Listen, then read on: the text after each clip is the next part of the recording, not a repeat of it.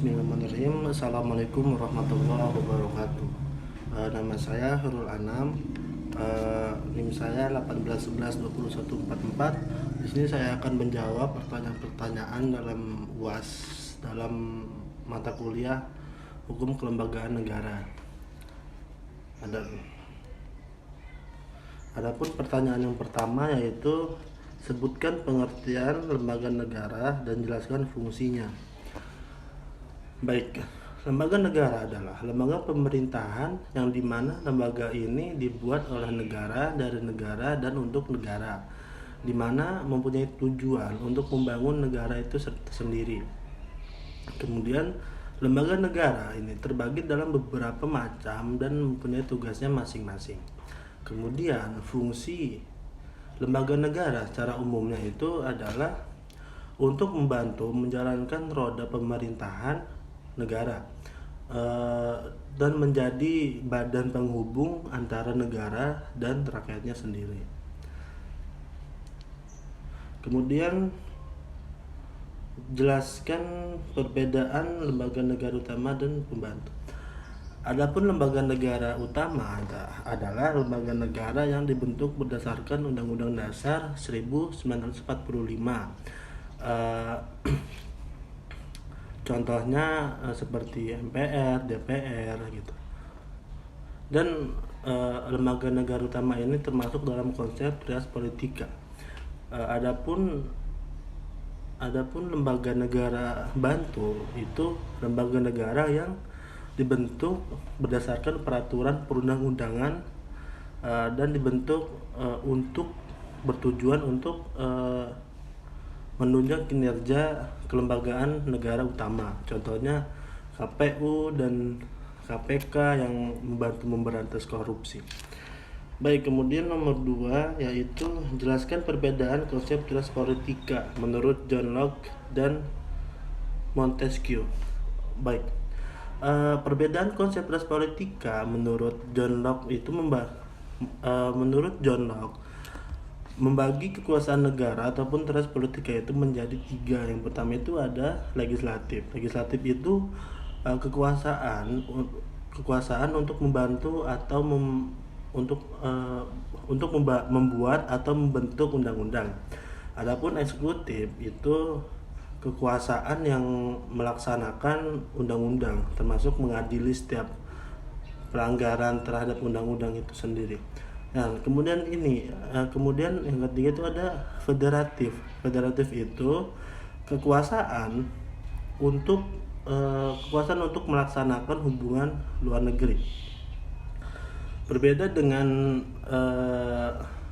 pendapat John Locke, itu Montesquieu itu tidak memasukkan kekuasaan federatifnya, melainkan dijadikan satu dari kekuasaan eksekutif. Nah, adapun kekuasaan negara ataupun res politika yang menurut Montesquieu ini terdiri dari 3 juga. Yang pertama itu ada legislatif. Legislatif adalah kekuasaan untuk membuat atau membentuk undang-undang. Kemudian eksekutif itu kekuasaan untuk melaksanakan undang-undang, dan yang terakhir yang menjadi pembeda itu yudikatif. Yudikatif itu kekuasaan untuk mempertahankan undang-undang, termasuk mengadili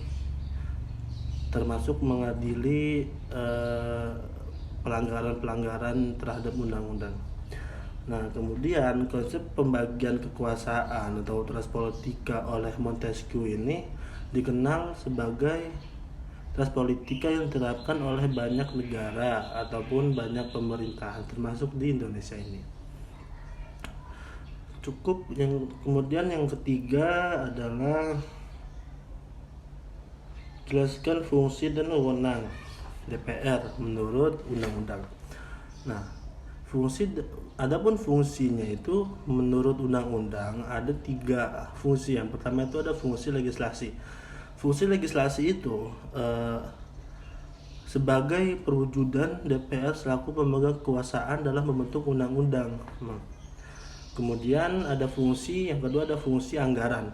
Fungsi anggaran membahas di mana DPR ini membahas dan memberikan sebuah persetujuan atau tidaknya sebuah rancangan undang-undang tentang APBN yang diajukan oleh Presiden. Kemudian yang ketiga, fungsi pengawasan. Fungsi pengawasan dilakukan ataupun dilaksanakan untuk mengawasi pelaksanaan undang-undang dan APBN. Adapun fungsi dan wewenangnya menurut Undang-Undang Dasar 45. Yang pertama itu menyusun program Proglegnas ataupun legislasi nasional, dan menyusun ataupun membahas tentang rancangan undang-undang, menerima rancangan undang-undang yang diajukan oleh DPD ataupun Presiden. Kemudian ada menetapkan undang-undang bersama dengan Presiden, dan yang terakhir itu menyetujui ataupun tidak menyetujuinya peraturan pemerintah pengganti undang-undang yang diajukan oleh Presiden untuk ditetapkannya menjadi undang-undang. Kemudian yang keempat itu jelaskan hubungan antar lembaga negara dan Nah, hubungan antar lembaga negara yang pertama itu ada hubungan antara MPR dan DPR, hubungan MPR dan DPR, hubungan DPR dan Presiden, hubungan DPR dan menteri-menteri, hubungan antara Presiden dan menteri-menteri, hubungan antara MK dan lembaga lainnya, kemudian ada MK dan lembaga lainnya, dan terakhir ada BPK dan DPR. Saya ambil contoh hubungan antara BPK dan DPR. BPK bertugas memeriksa langsung dan mempertanggungjawabkan tentang keuangan negara dan hasil pemeriksaannya. Dan hasil pemeriksaannya itu diberitahukan dan diberikan kepada DPR, DPD, dan DPRD menurut pasal 23E ayat 2 untuk mengikuti kebijaksanaan ekonomis finansial. Nah, pemerintahan yang dijalankan oleh aparatur administrasi negara yang dipimpin oleh pemerintah.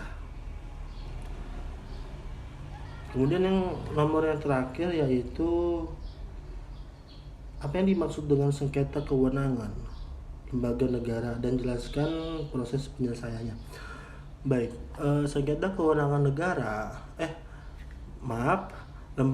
sengketa kewenangan lembaga negara adalah perbedaan pendapat yang meningkat menjadi persengketaan antar lembaga negara dan adanya tuntutan dari suatu lembaga negara terhadap lembaga negara yang lain atas kewenangannya, adapun atas wewenangnya yang telah dirugikan ataupun terganggu. Nah, adapun cara penyelesaiannya itu harus memenuhi dengan dua hal. Yang pertama itu ada subjektum litis. Apa sih itu? Yaitu para pihak yang bersengketa ini merupakan lembaga negara yang kewenangannya diberikan oleh Undang-Undang Dasar. Dan yang kedua itu ada objektum litis. Objektum litis adalah kewenangan yang apa yang dipersengketakannya itu diajukan dan diselesaikan di MK.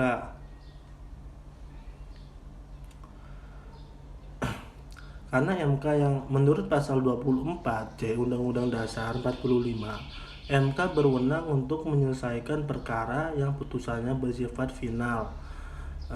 Jadi penyelesaiannya ada di MK karena MK mempunyai wewenang untuk menyelesaikan perkara antara sengketa kelembagaan negara. Mungkin cukup sekian dari saya, kurang lebihnya mohon maaf. Billahi taufiq wal hidayah. Wassalamualaikum warahmatullahi wabarakatuh.